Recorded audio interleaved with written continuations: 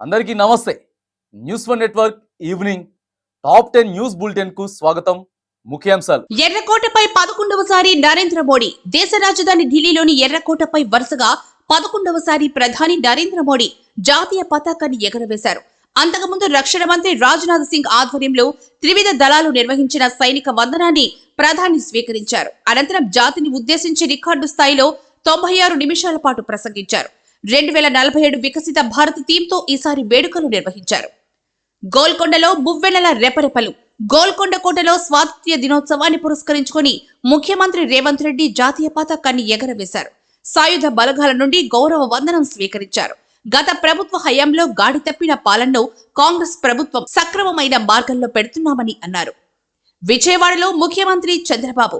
ఆంధ్రప్రదేశ్ ముఖ్యమంత్రి చంద్రబాబు నాయుడు విజయవాడలోని ఇందిరాభవన్ స్టేడియంలో జాతీయ పతాకాన్ని ఎగురవేశారు. సాయుధ బలగాల నుంచి గౌరవ వందనం స్వీకరించారు. డిప్యూటీ సీఎం పవన్ కళ్యాణ్ కాకినాడలో జాతీయ జెండాను ఎగురవేశారు. ప్రతిపక్ష నేత హోదాలో రాహుల్ గాంధీ. ఎర్రకోటలో నిర్వహించిన స్వాతంత్ర్య దినోత్సవ వేడుకలకు 10 ఏళ్ల తర్వాత ప్రతిపక్ష నేత హోదాలో రాహుల్ గాంధీ వేడుకలకు హాజరయ్యారు. ఆయన ఒలింపిక్స్ లో పాల్గొన్న క్రీడాకారులతో కలిసి కూర్చొని వేడుకలను తిలకించారు. తెలంగాణ భవన్లో కేటీఆర్.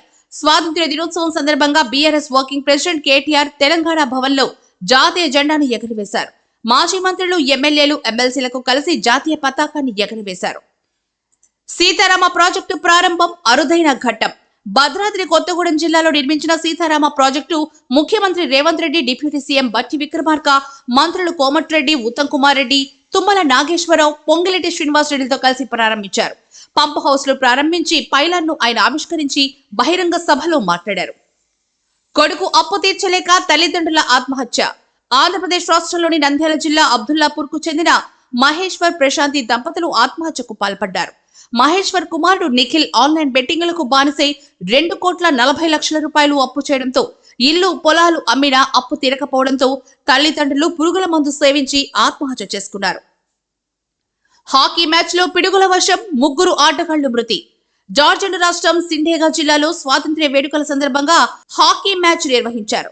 అదే సమయంలో భారీ వర్షం పడడంతో క్రీడాకారులు చెట్టు కిందకు చేరారు. ఇదే క్రమంలో చెట్టు మీద పిడుగులు పడడంతో 3 క్రీడాకారులు అక్కడికక్కడే మృతి చెందారు. మరో 5గురికి తీవ్ర గాయాలయ్యాయి. ఆసుపత్రి ధ్వంసం.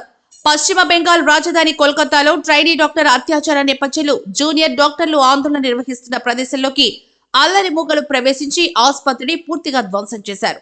పరిస్థితి అదుపు తప్పడంతో పోలీసులు లాఠీ చార్జ్ నిర్వహించి టియర్ గ్యాస్ ప్రయోగించి పరిస్థితిని అదుపులోకి తీసుకొచ్చారు.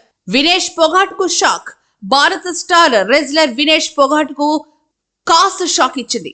ఒలింపిక్స్ లో అద్భుత ప్రదర్శన కనబరిచి ఫైనల్ కి చేరిన పొగాట్ అధిక బరువు కారణంగా అనర్హత వేటుకు గురైంది. దీనిపై ఆమె కాస్ కు అప్పీల్ చేయగా కోర్టు ఈ కేసును డిస్మిస్ చేసింది.